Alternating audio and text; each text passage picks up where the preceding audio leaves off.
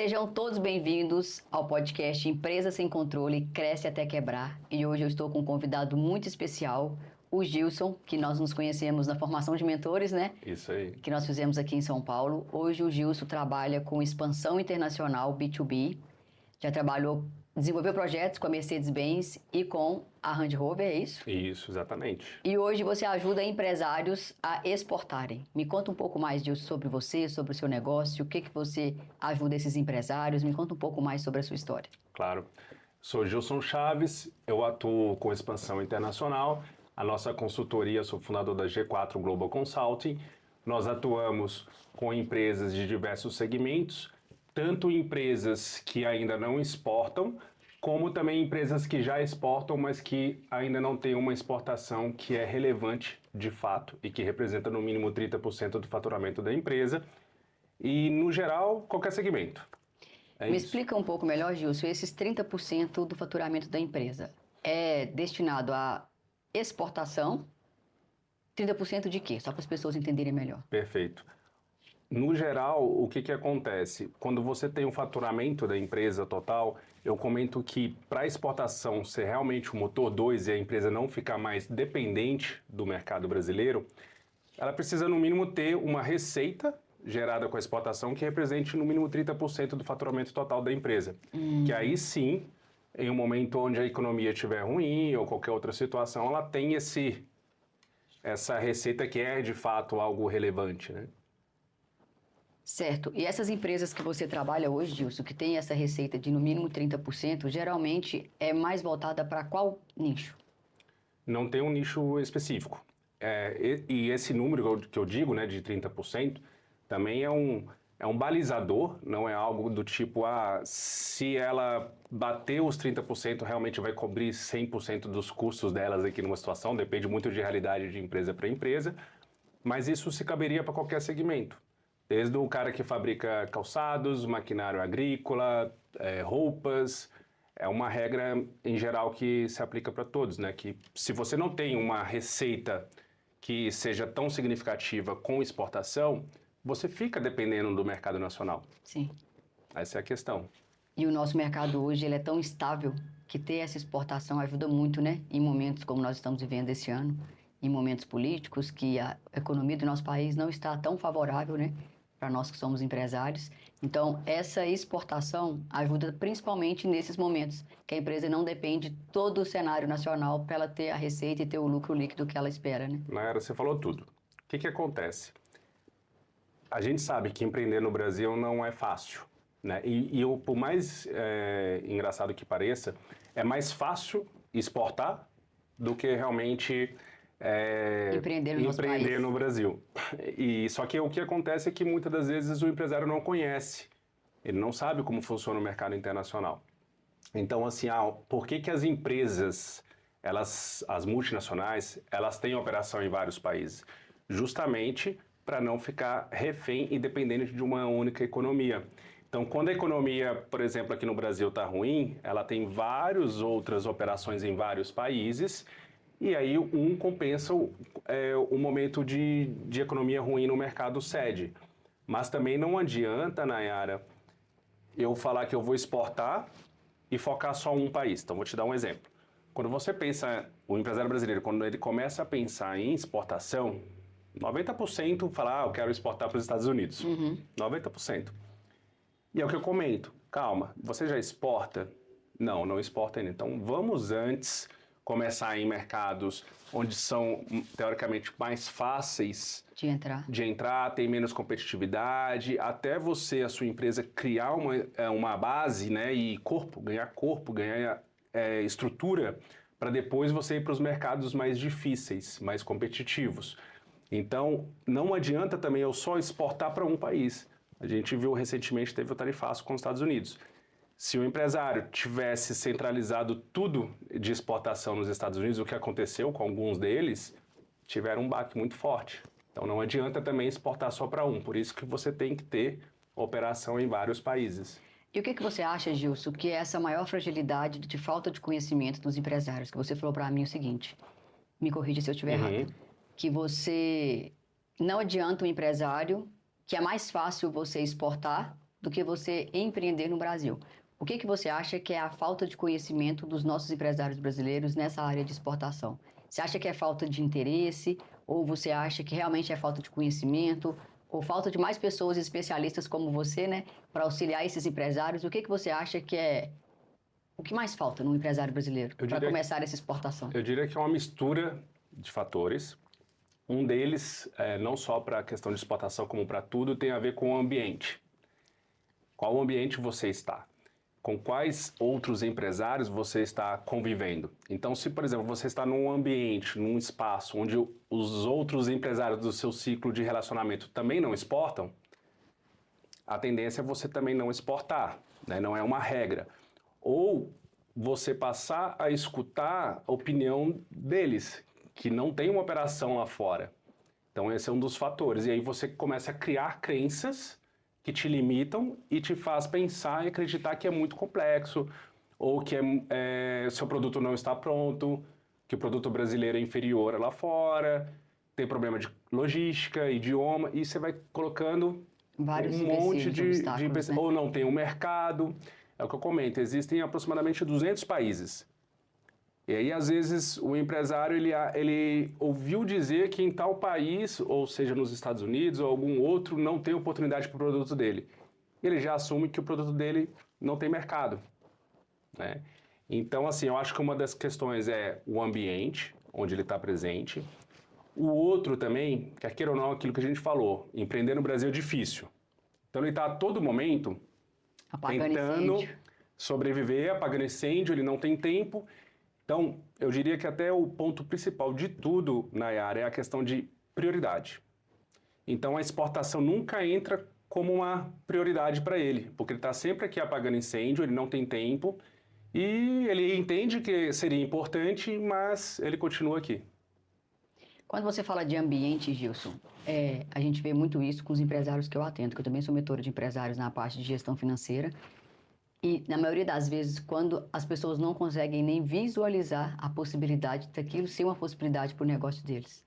Quando a gente fala de gestão financeira, é muito isso. Elas estão tão acostumadas a não olhar os números da empresa, que quando você fala assim, aqui, você está vendo que esse lucro líquido que você tem, por exemplo, de 12%, ele pode chegar a 25%. E, às vezes, as pessoas pensam, nossa, mas essa diferença é muito pouca. Pouco de muito é muito dinheiro. Exatamente. E é justamente o que acontece, eu creio, com a exportação. Elas não conseguem nem visualizar a possibilidade de acontecer. E quando você não visualiza, você não coloca em prática, porque você não sabe nem como que é possível. Perfeito. E esse, inclusive, é um dos principais pilares que eu atuo. Essa é a base de tudo, né? Eu atuo, depois eu comento um pouco mais, eu atuo em 6 pilares.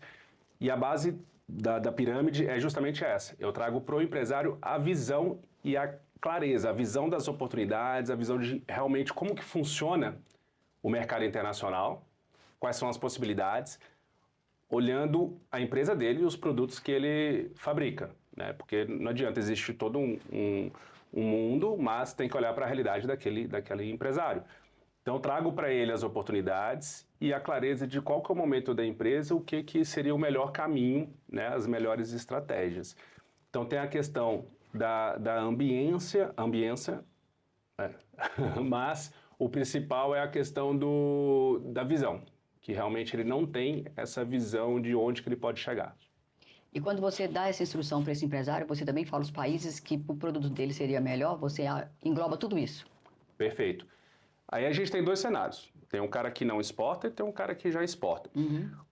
O empresário que já exporta, ele já tem mais clareza, né? Já tem mais visão, já entende um pouco melhor como que funciona o mercado internacional e são detalhes. Então, consigo atuar nele com detalhes para realmente mostrar... Melhorar a operação. E aí acaba que nesse cara que já exporta, eu atuo muito internamente, que são coisas muito mais internas do que de mercado de fato. Você faz o feeling, né? O que ele já tem, o que ele pode melhorar diante da operação que ele já tem? É que é uma mistura de fatores. O que muitas das vezes acontece, Nayara? Quando o cara está ali dentro, o empresário, o dono da empresa, ele está no dia a dia... Ele não enxerga. E não enxerga, e muitas das vezes ele não está aberto a feedbacks. Tanto dos parceiros internacionais, porque quando a gente fala de exportação, o modelo mais adequado, eu recomendo, é o B2B, que aí você investe menos e você tem menos riscos, né, e tem escala. ele não se abre para coletar feedbacks dos parceiros, como também da equipe. Então, assim, muitas das vezes a estrutura dele, então eu mostro para ele qual que é a estrutura mais adequada para ele realmente criar essa exportação algo relevante. Às vezes a maneira como fatores como ele lida com a equipe, até nesse nível a gente atua, porque muitas das vezes a própria equipe dele gostaria de entregar um resultado e ver que seria possível chegar em outro resultado, Mas ele não dá mas ele é liberdade. bloqueado. Isso acontece. Não, acontece e acontece muito, porque quando a gente fala de gestão financeira também, Gilson, é justamente isso. E a pessoa que está dentro da operação, às vezes eu falo muito que não adianta as pessoas apenas lançarem números. Porque às vezes ela tem um financeiro dentro da empresa que atua, que lança tudo, que tem tudo organizado, mas uma pessoa que está de fora, que vê aqueles números e dá para ela um próximo passo, Perfeito. às vezes quem está ali dentro não enxerga. Porque está tão acostumado com a operação, como você mesmo disse no caso de exportação, que no financeiro é exatamente igual. Às vezes ela tem um financeiro, ela tem um consultor ali, tem um conselheiro de finanças, mas às vezes uma pessoa, um olhar de fora, enxerga algo que às vezes há 10, 15, 20, 30 anos daquela empresa não mudou ainda por não ter uma visão de fora. E eu entendo e eu me compartilho da sua opinião que as pessoas hoje, os empresários, eles são muito sozinhos. E às vezes essa falta de se abrir para um novo mundo, de novas oportunidades, de novas ambiências, como você mesmo disse, às vezes impede elas de crescer e de chegar em patamares que elas querem, justamente por essa falta e esse medo de não querer se abrir ao novo. E tem alguns outros fatores ainda, além disso, isso aí, tudo que você trouxe se aplica para exportação também. Muitas das vezes a empresa ela cria a equipe como? São pessoas que começaram há bastante tempo, você está falando de financeiro, principalmente no financeiro, né? As pessoas que estão ali são as pessoas de confiança. Que são mais antigos na empresa. Mais antigos, então assim, as pessoas não têm nem tempo e nem realmente conseguem acompanhar o que tem de novo. E é por isso que precisa desse olhar externo, para realmente mostrar as possibilidades e o que fazer ali para ele criar essa estrutura, né? Essa estratégia diversificada. Pensando de exportação, talvez até aplique um pouco também para a questão financeira, o que acontece muito na área? O empresário brasileiro, ele tem um costume de utilizar uma mesma estrutura de pessoas, uma mesma estrutura de equipes para fazer tudo. E isso é uma das coisas que diferencia muito as empresas multinacionais de empresas nacionais. Então, o cara pensa lá, eu vou exportar. Aí ele utiliza o mesmo coordenador, o mesmo gerente comercial, ou a mesma pessoa do marketing para olhar para o Brasil e para olhar para o mundo. Então, acaba que você não consegue acompanhar, fazer com qualidade, né? Então, o que eu comento é que, quando você pensa em exportação, o ideal, o modelo que eu trago para ele, que eu desenho com ele a gente precisa pensar em mercado internacional separadamente. Eu não estou falando que duas empresas. Como se fosse um CNPJ diferente, Sim, dentro da mesma empresa. Olha, eu não tinha pensado nisso. Exato. Esse é o modelo que as multinacionais adotam. E eu não estou dizendo assim, que é algo que você vai sair logo de início criando. Não. O cara que ainda não exporta, ele vai por partes. Então, deixa eu começar a exportar, deixa eu começar com a mesma estrutura que eu tenho, com as mesmas pessoas, sem problema algum. A partir do momento que eu comecei a gerar receita com a minha exportação, aí eu começo a reinvestir dentro da exportação. É isso que eu ensino a ele. Só que a maioria dos empresários faz o quê? Ele até começa a exportar, só que essa receita que ele gera, ele começa a utilizar para... Dentro da primeira da empresa como um todo. Gilson, deixa eu te perguntar outra coisa. Você falou isso agora e me deu um gancho, um insight que eu lembrei. Quando as pessoas, os empresários começam a exportar, você quer utilizar o dinheiro da exportação para melhorar o motor 2, vamos chamar assim, e o empresário geralmente ele volta para o motor 1. Eu queria perguntar para você agora, voltando um pouco para a minha área. As empresas que você atende hoje, e eu queria que você fosse bem transparente na resposta que você for dar. Claro. Porque a maioria dos empresários que eu atendo, a maioria... eu acho que uns 80% estão em um momento de crise muito grande na empresa. Crise financeira mesmo, de ter dívidas, de ter inadimplência. Como que você vê um empresário hoje que já está com inadimplência aqui no nosso país e ele tem essa ideia de exportar? É viável, não é viável? Qual que é a sua visão e balanço nesse caso de empresários que têm inadimplência, pelo menos o que eu vejo na minha realidade, são a maioria do nosso país estão inadimplentes, estão em crise na empresa deles. Para esses empresários em específico que estão nos ouvindo aqui, você acha que é viável ou não ele pensar em exportação ou é melhor organizar o financeiro dele aqui primeiro para depois ele tentar um outro negócio? O que que você, como consultor de exportação, fala para esse empresário? Claro. Uma pergunta bem pertinente, tá, Nayara, pelo seguinte fato. Vamos pensar o seguinte, nesse caso o empresário ele não exporta ainda, Sim. certo? O cara que não exporta, ele está aqui, nesse momento, tentando sobreviver aqui no Brasil, mas é o que eu falo, para quem que eu indico a exportação? Para aquela empresa que já está relativamente consolidada no mercado nacional.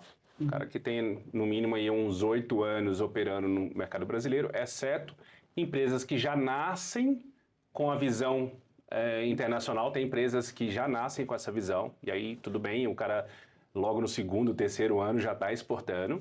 Mas, no geral, uma empresa mais tradicional, eu comento que ela tem que ficar, no mínimo, ter uns 8 anos de mercado. Ela não precisa sair investindo para abrir o mercado internacional, pelo contrário. O que eu mostro é, baseado no que você tem aqui de produto hoje, vamos ver quais são os países que receberiam esse produto. Sim. Para você não ter que fazer nenhuma adequação. Tem produtos, tem mercados que o cara precisa de certificação específica, tem segmentos que precisa, mas vamos onde a gente não precisa investir tanto, né, para começar a vender. Mas eu acho que o mais importante aí, Nayara, ou seja, respondendo essa pergunta, todos estão aptos a exportarem. O principal, o que é? Você tem que estar preparado para atender.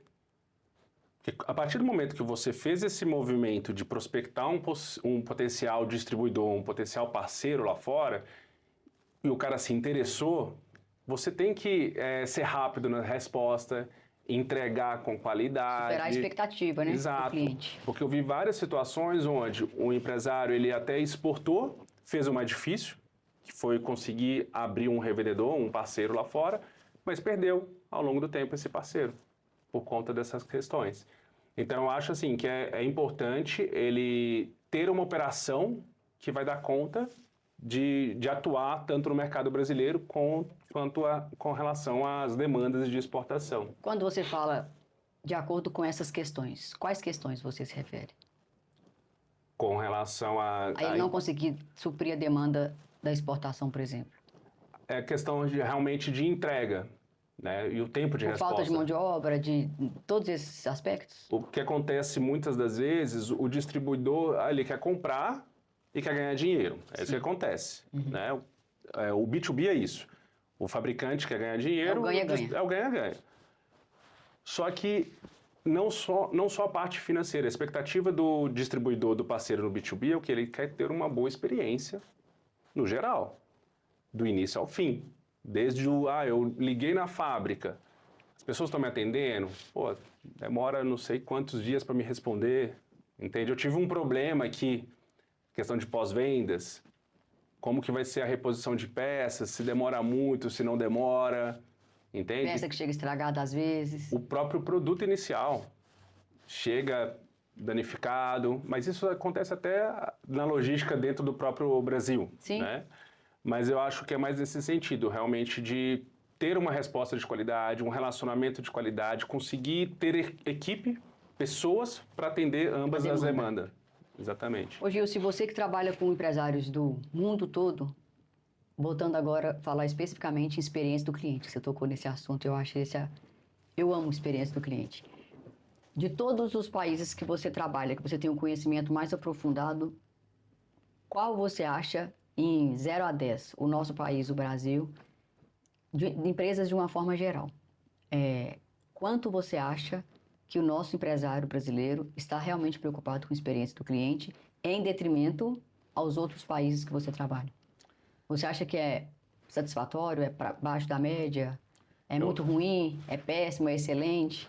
Que nota que você dá, assim, tendo essa visão de quem trabalha com empresários do mundo todo? O que eu vejo, uma das coisas é o cliente parceiro, isso é vou te dar uma opinião a respeito dessa visão, e o outro é o cliente final. Então, assim, falando com relação ao cliente parceiro, né, pensando no B2B, eu vejo que hoje o empresário brasileiro peca muito, É a mesma opinião minha. tá? Eu só queria confirmar, mas pode prosseguir. Ele peca muito. Ele não, são poucos os que pensam numa relação de longo prazo, nesse real ganha-ganha, né? Eu estou preocupado com meu parceiro, ele está ganhando dinheiro? Não está, não.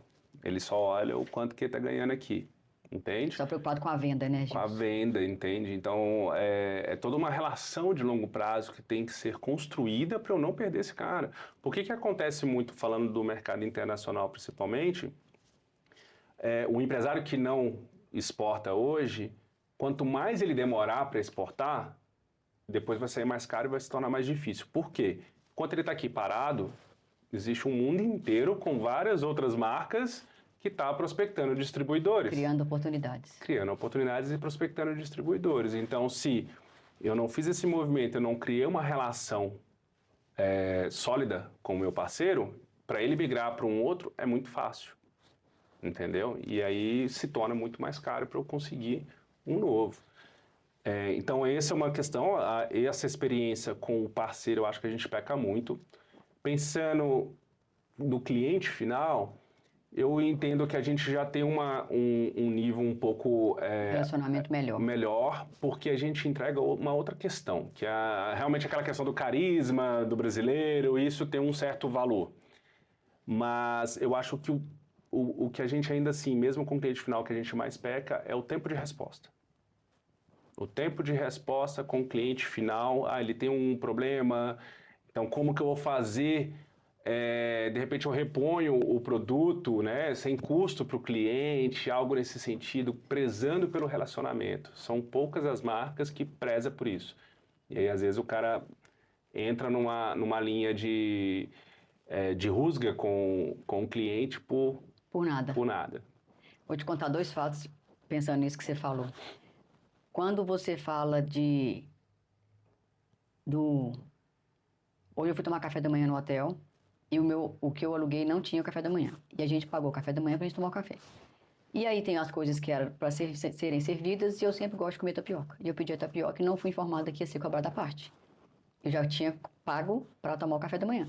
Aí a moça me veio com uma notinha e eu falei assim, moça, não está inclusa no café? E ela, não. Então, por favor, dispensa o meu pedido, porque eu já paguei para me tomar o café da manhã. Eu não tenho interesse, então, de pagar a tapioca. Perfeito. Aí ela foi lá para dentro da cozinha e a gerente veio com a tapioca linda e me serviu e ela falou assim, você me desculpa, porque eu vou instruir melhor os meus funcionários, porque ela deveria ter te falado, essa vai ser como cortesia, mas ela deveria ter te informado que seria cobrado. Você me desculpa. Olha o tratamento que a gerente falou. Sim, muda tudo, né? Tudo. Eu fiquei com tanta vergonha que eu falei, eu vou pagar a tapioca. Porque não tem relação com o dinheiro, não é o dinheiro em si. Sim. Mas você já estava pagando para tomar o café. E não né? é um valor barato para pagar para tomar o café da manhã no hotel.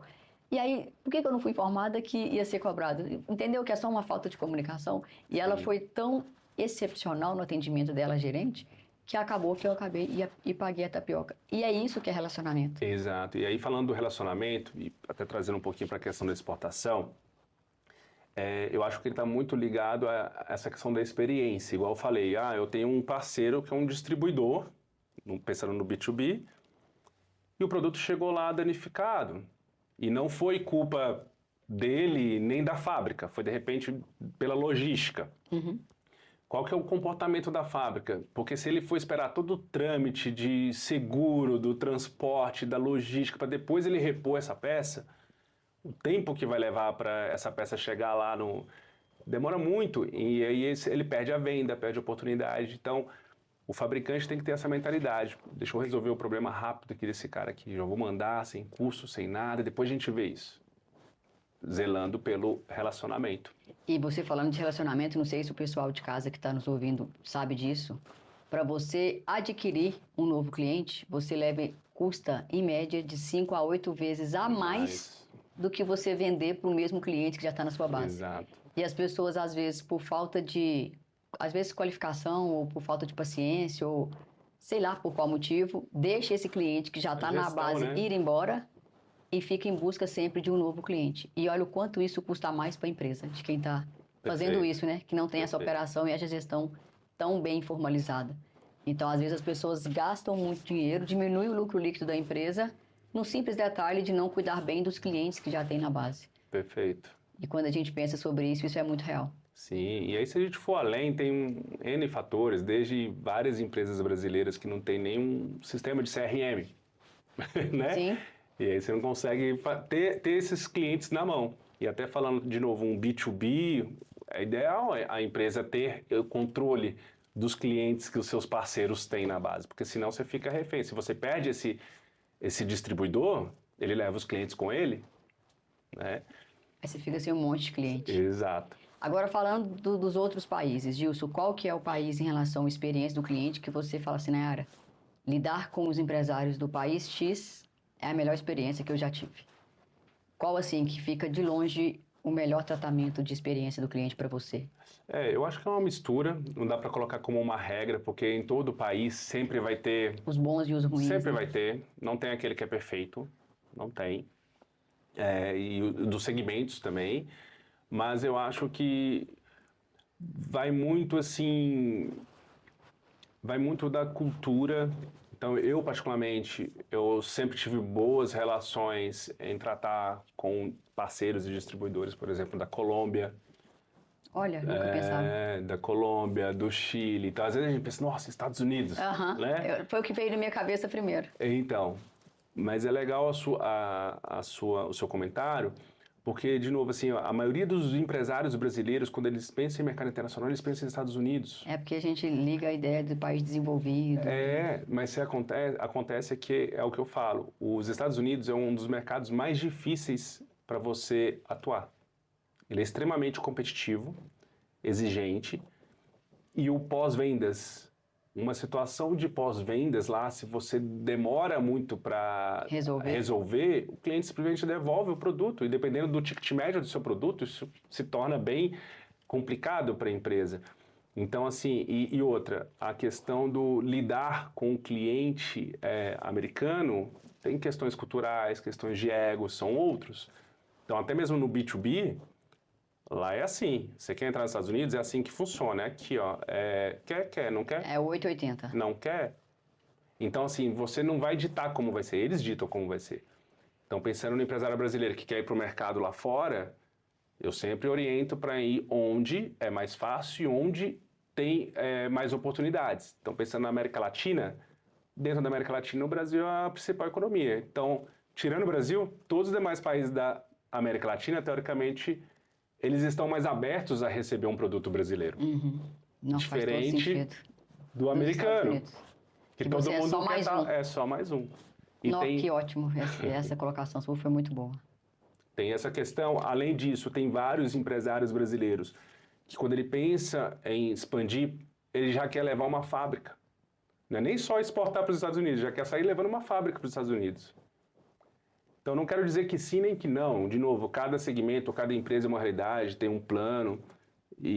Mas, em termos de investimento, o cara que quer começar a expandir, investindo menos e com menos riscos, eu não indico ele sair criando uma fábrica num outro país. Então, vai no formato B2B, nesses países que são mais fáceis para você entrar, depois você vai... Vai crescendo, né, operação? Vai crescendo, é treino. Tudo na vida é treino, né? É igual a musculação, né? Exatamente.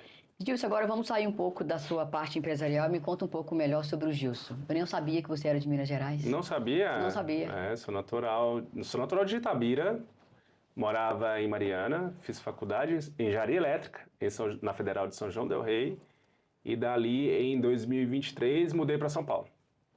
Você tinha que idade? Eu tinha ali quanto tempo? 26 anos. Foi ontem.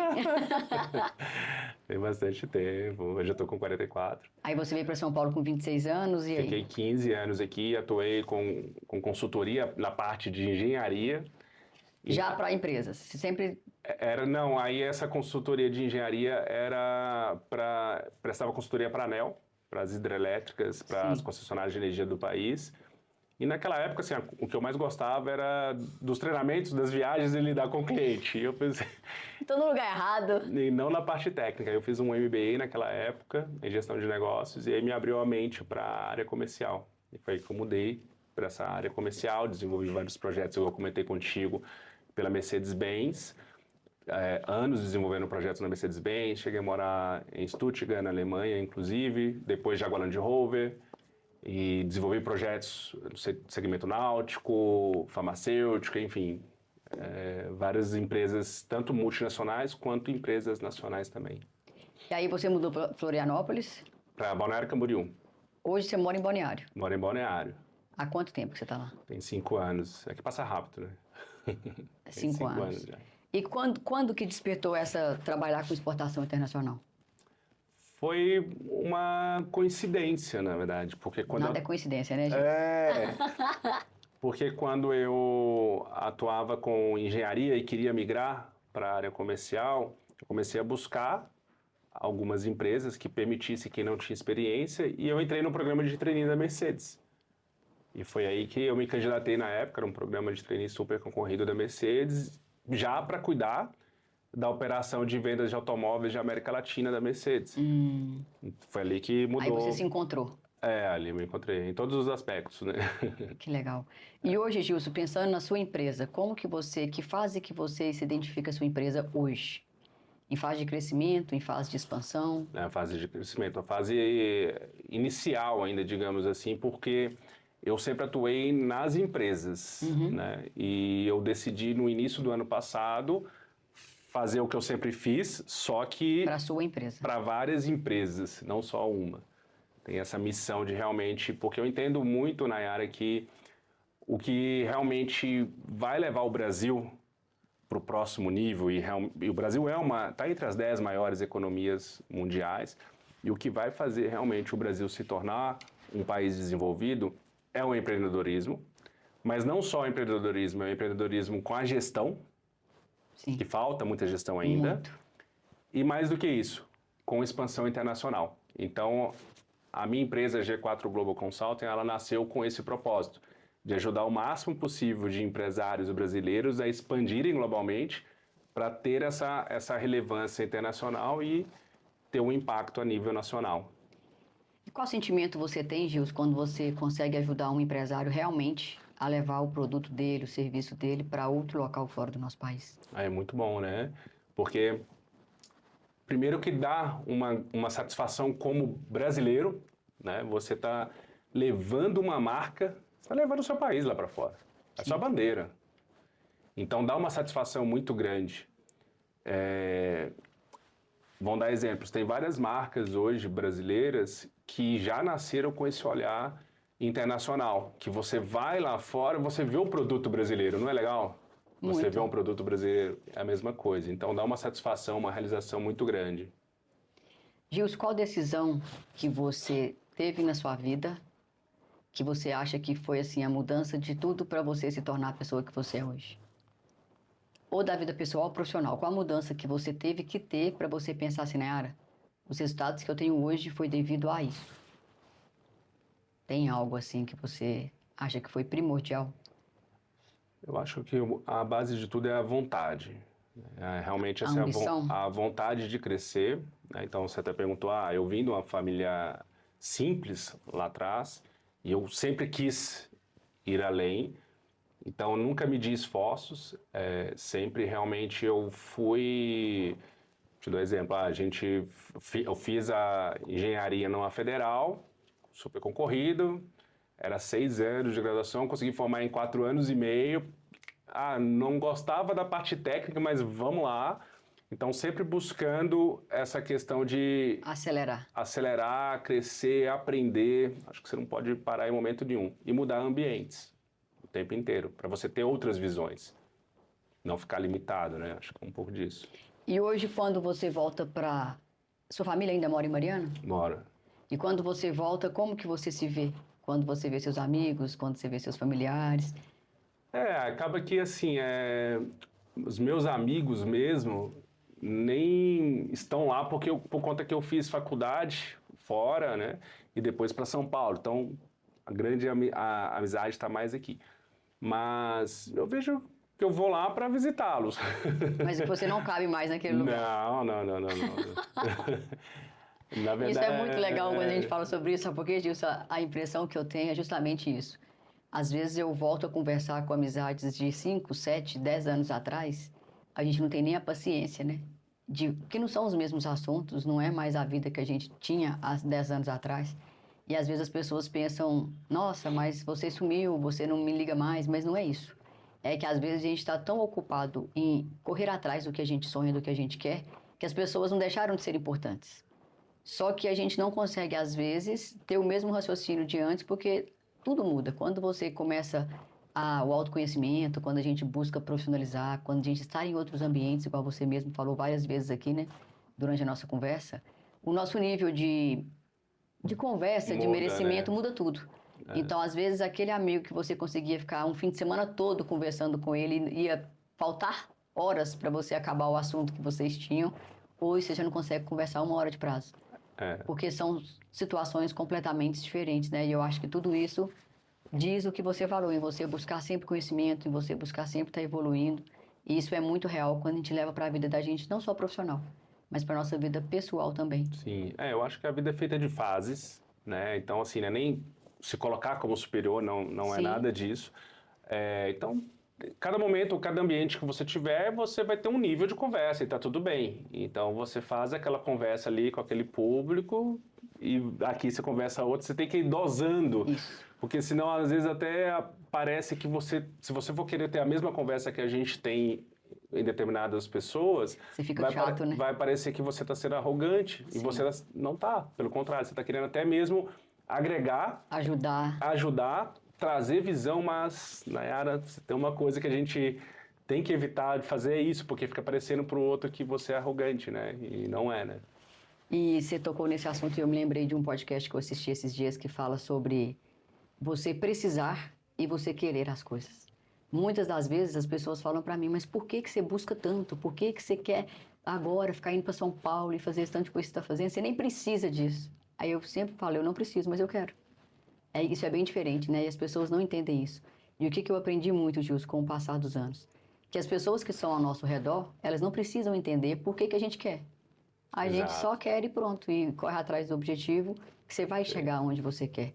E às vezes, isso que você acabou de falar, às vezes quando a gente gasta a nossa energia tentando explicar para o outro Perfeito. o porquê que a gente quer, ele não vai entender por que você quer, porque ele não está no nível de consciência que você tem hoje, que nós temos hoje, e você vai se desgastar à toa. Perfeito. Então, é acolher essa pessoa, escutar o que ela tem para falar e seguir sua vida como se nada tivesse acontecido. É porque engraçado, é bem engraçado isso que você está trazendo, que é bem por aí. Tipo, a gente vê, né, e até pensando questão do mundo, de novo, o mundo a gente tem quase 200 países, né? Tem gente que de repente nunca teve oportunidade para ir para uma cidade vizinha, né? Ou para um outro país que seja aqui mais próximo. que nasce e morre no mesmo lugar, né, Gil? Exato, e tá tudo bem se ela tá feliz, né? Mas assim, quando a gente está num ambiente, até um ambiente que a gente convive de mentorias de alto nível, autoconhecimento, se torna difícil para você explicar para outras pessoas o que você vê ali. Que você vive, né? Que você vive, eles começam a achar ou julgar, né? E até se preocupar. Então, acho que a questão mesmo é de compartilhar as suas visões e as suas experiências com as pessoas Que realmente querem. que realmente querem, que estão interessadas, e aí não vai drenar a sua energia e você vai agregar e tá tudo bem. Gilson, se você pudesse hoje voltar a 15 anos atrás, pensa o Gilson há 15 anos atrás, o que que o Gilson faria diferente do que ele fez? Essa pergunta eu diria que é a pergunta chave, porque a gente sempre quer o quê? Qual que é o bem mais precioso? É o tempo. Né? Sim. E todas as pessoas têm as mesmas 24 horas, até o maior bilionário do mundo. Então, se eu, Gilson, pudesse voltar lá atrás, eu teria mudado o meu ambiente, teria pago para estar em ambientes que hoje eu pago para estar, para ter as visões e as conexões que eu tenho. Justamente. Então, isso teria mudado muito, a gente muda crenças, né, coisas que a gente tem lá atrás. Toda a criação, ela vai criando isso daí. Então, acho que a questão do ambiente, eu teria decidido por empreender desde lá. Desde 15 anos atrás eu já teria empreendido. Eu não sei se você sabe, Gilson, eu fiz eu fui servidora pública por 18 anos. Olha, Eu era policial militar de Minas Gerais, segundo sargento, era instrutora de tiro. Então, assim, eu fui funcionária pública por 18 anos. Eu dei baixa da polícia em janeiro do ano passado. olha, E quando eu saí, que eu resolvi dar baixa e tudo, ninguém da minha família empreende, só meu irmão, eu e meu irmão. Então, todo mundo achou que eu era louca, porque eu vim de uma família de servidores públicos. Que estabilidade, que você tem que ter um salário fixo, que você tem que aposentar. Então, eu cresci ouvindo isso e por 18 anos é muito tempo. muito tempo. Eu entrei no funcionalismo público do estado de Minas com 18 anos de idade. Então, eu entrei na faculdade e no serviço público ao mesmo tempo. Então, quando eu resolvi dar baixa, e foi assim, 6 meses, eu comecei a fazer uma pós-graduação em educação financeira. Aí eu comecei a fazer consultoria financeira junto com o serviço público. E eu comecei a ver, tô ganhando mais aqui na consultoria, trabalhando na minha hora vaga, do que no meu serviço público, então eu vou sair. Então, foi assim, para minha família, para os meus amigos, um choque muito grande, porque eu sempre fui muito bem vista na Polícia Militar, porque eu sempre fui essa pessoa que você se falou aí agora, de chegar primeiro, de sempre ir atrás de instrução, gastava dinheiro do meu bolso para fazer curso de formação, para aprender mais, para sempre me qualificar, mesmo estando no serviço público. Então, eu sempre dei aula para aumentar o meu salário lá dentro, que era a forma que eu tinha para ganhar mais. E quando eu falei que ia dar baixa para empreender, me chamaram de louca, me mandaram para o psicólogo. E tá tudo certo, porque as pessoas que estão ali é o que você falou. A visão de quem é funcionário público é que aquilo ali é a melhor coisa do mundo. E realmente foi muito bom na fase em que eu estava lá. Mas quando é o que a gente falou, depois que você vê, você não consegue mais desver. E hoje eu fico pensando quantas pessoas excepcionais que eu tinha, que ainda estão lá, que se tivesse empreendendo em qualquer área, estaria ganhando muito dinheiro. Porque são pessoas, assim, excepcionais profissionais. Não que não tenha que ter policiais, militares excepcionais e outros funcionários públicos excepcionais. Mas se essas pessoas tivessem a coragem, que eu acho que a gente tem que falar muito sobre isso também, né? De dar um próximo passo para você melhorar a qualidade de vida sua, da sua família, de todos ao nosso redor, o quanto essas pessoas não estariam melhor. Sim. Financeiramente, com mais qualidade de vida, com mais tranquilidade financeira para a família, para todo mundo. Mas o sistema em que a gente foi, o nosso país, né? Ele é moldado e ele não deixa as pessoas pensarem fora da caixa. É engraçado isso, porque até trazendo para a nossa realidade também de negócios, ela tem essa correlação. Eu não consigo ajudar o empresário que não está aberto a querer realmente abrir a mente para fazer esse movimento. Tem um valor de segurança muito alto, né, Gilson? Exato, e que valorize isso, assim como você também na parte financeira, imagino eu. Muito. Se o cara não está aberto, se ele não está com vontade, eu não vou insistir, tá tudo bem, né? Por mais que eu veja o que ele precise. Mas ele precisa tenha potencial ver. Também, né? Mas ele precisa querer e ele precisa ver que é importante para ele. Então ninguém muda ninguém, né? Então acho que isso é uma das coisas importantes e realmente assim essa questão de o mundo ele é muito grande, sabe, Nayara? Eu não sei se você vai lembrar até uma conversa recente que a gente teve, você me perguntou, Gilson, me diz não alguma sugestão de produto para trazer para o Brasil, alguma coisa assim, né? Não sei se você vai lembrar a pergunta que eu fiz, tá? O que te move, né? Por quê? Porque realmente, imagina no meu caso, estou a todo tempo em vários países, eu vejo muita coisa, então é muita oportunidade. E aí o que é bom para um, às vezes não é bom para você, não é só a questão financeira, Sim. né? Então acho que essa questão da visão, de novo, ela vai de encontro com... É importante você ter a visão para entender quais são as possibilidades e buscar aquela que mais se adequa aos seus sonhos, né? Acho que é por aí. Eu acho que nós dois somos muito parecidos, né? Pelo pouco que a gente tem conhecimento um do outro. Eu fico pensando se o nosso dia tivesse umas 50 horas, porque assim, o que eu mais queria era conseguir ter umas 7, 6, 8, 10 empresas para eu conseguir dar conta de tudo que eu tenho vontade. Olha aí. Porque vontade a gente tem muita, né? De ajudar outras pessoas, de ajudar outros negócios, de crescer. Mas às vezes a falta de limitação, de tempo mesmo, igual você falou, que a gente tem que pensar primeiro em nós, né? Eu preciso estar bem para eu conseguir levar o meu negócio também com qualidade. Sim. E você falou do outro, a opinião dos outros, né? de como eles veem esses movimentos, às vezes provavelmente você também escuta do tipo, nossa, você não está trabalhando demais? Demais, Né? escuto isso todo Mas dia. não é trabalho, né? Você viaja domingo, não, mas uma domingo não é paixão dia de muito descansar. forte que você está fazendo, né? Então Sim. não é trabalho, são projetos que te movem, né? É diferente de você, para você mostrar justamente isso para as pessoas. Então, às vezes evita comentar até, né? Ô Gilson, o que que você fala para essas pessoas que estão começando hoje? Principalmente os jovens. Porque hoje eu até fui arrumar meu cabelo antes de vir para cá para a gente gravar esse podcast e eu estava escutando o dono do salão conversando comigo, ele me perguntou o que que eu fazia, eu expliquei para ele. E ele pegou e falou assim, Nara, eu tenho muita dificuldade em lidar com pessoas. As pessoas não querem trabalhar, não têm ambição. Porque eu perguntei para ele se ele trabalhava sozinho, que era um salão lá no hotel onde eu estou, ele é visagismo. E ele me falou de algumas pessoas que ele atende, de alguns contatos que ele tem aqui em Alphaville. E ele pegou e falou que já chegou a ter 8 funcionários lá com ele. Só que agora ele não tem ninguém, que ele está realmente sozinho, porque se esfriar, o funcionário liga que fala que não vai. Gripou, espirrou, não vai trabalhar. E ele falou que está tendo essa dificuldade muito grande em querer pessoas para trabalhar que tenham ambição de alguma coisa. E ele falou que ele ensina tudo o que ele sabe para quem trabalha com ele. Que se a pessoa ficar lá, sei lá, um ano e quiser abrir um excelente salão, ele vai ganhar muito dinheiro. E nem assim as pessoas querem. O que que você diria para essas pessoas que estão começando agora, com a visão que o Gilson tem hoje, com 40 e quantos? 44. 44 anos de idade. Essas pessoas estão começando agora, esses jovens, esses que têm a vontade de empreender, mas às vezes não sabem o como. O que que você deixa de mensagem para essas pessoas, para que elas tenham uma vida próspera em todos os sentidos, não só financeiro, né?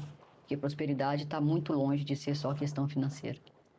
Eu vejo que o mais importante de tudo é ele estar num ambiente de pessoas que queiram crescer, né? Porque automaticamente, se você se move para um ambiente desse, ou você vai voltar para o seu ambiente original, ou você vai crescer, porque não tem como, né? Você está num ambiente de pessoas que estão querendo crescer, ou se eu fico no grupinho que não quer, né? Então o grupo ou te puxa para cima ou te puxa para baixo. Então o primeiro ponto que eu traria é crie essa ambição, né, em você. Hoje tem muito educação, muito conteúdo gratuito, de qualidade. Então busque leituras, né, criar o hábito da leitura. Isso é uma das coisas até falando de voltar 15 anos atrás. Meu hábito de leitura é recente, é de poucos anos, né, e está aumentando cada vez mais. Então, um dos hábitos é esse, leia, busca leituras que te agradem, né, de conhecimento. Eu acho que essa questão e ter ambição e realmente não querer ir e se movimentar e as portas vão se abrindo, né? Tem buscar estudo. Acho que isso é importante. Você falou algo de estar em ambientes que te propiciem a crescer. Eu vejo uma dificuldade muito grande, Gilson, e falando agora do lado financeiro. Para a gente estar nesses ambientes que te impulsionam a crescer, tudo isso tem um preço. É claro que tudo gera valor, mas eu falo preço financeiro mesmo. Essas pessoas que ainda não têm esse valor a ser pago para estar nesses ambientes, o que que elas podem fazer? O que que você, além de leituras gratuitas que você falou, o YouTube tem muito conteúdo, podcast no Spotify também. Eu aprendi muito, muito, muito antes de entrar nessas grandes mentorias que a gente está hoje. Mas assim, o que que essas pessoas podem fazer que vão agregar e ajudar elas a chegarem onde elas querem, quando elas ainda não têm o valor financeiro mesmo de investir numa mentoria para mudar esses ambientes? Porque às vezes a pessoa tem a força de vontade. Eu falo, Gilson, porque, por exemplo, a Nayara de 18 anos, eu sempre fui uma pessoa muito ambiciosa. Muito mesmo. Tanto que eu com 14 anos de idade, eu queria trabalhar. Eu distribuía currículo na minha cidade para eu trabalhar, porque eu sempre gostei de ter dinheiro.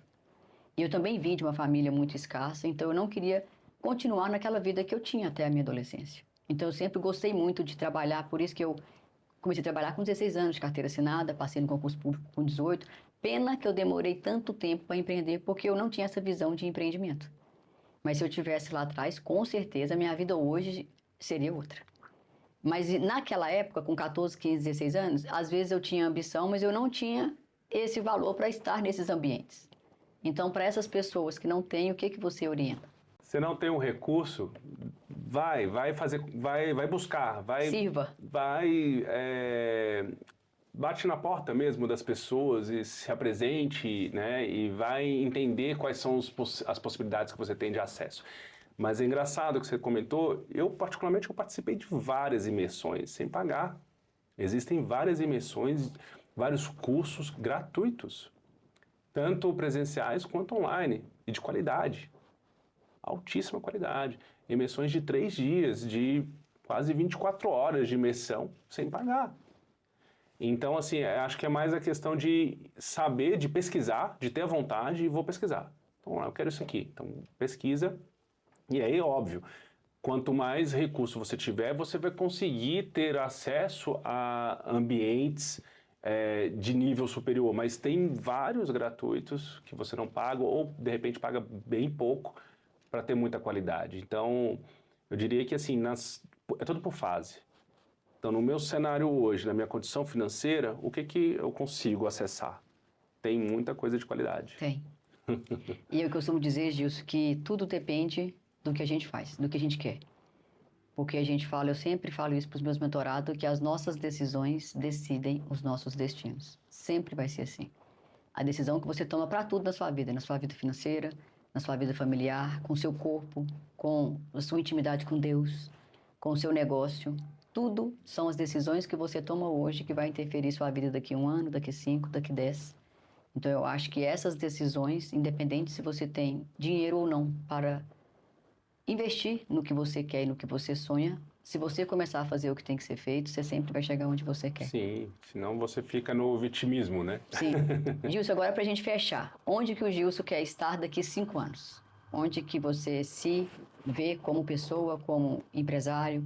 Daqui 5 anos, onde você quer estar? Eu quero ser a referência no Brasil com relação à internacionalização de empresas. Ótimo. Muito obrigado pela sua presença. Obrigado por Obrigado a você. aceitar o meu convite. Foi Imagina. excelente passar essa hora com você aqui. Igualmente. E se você quiser falar para o pessoal onde que te encontra, quais são os seus canais de comunicação, para que as pessoas tenham acesso a você, fique à vontade. Claro. Meu Instagram é gilson.chaves_. O site www.g4globalconsulting.com.br. Depois a Nayara pode deixar também o meu contato do WhatsApp. Sim. E fico à disposição para explicar um pouco mais a respeito de como fazer essa operação internacional da sua empresa. Muito obrigada. Foi excelente. Obrigado a você, igualmente.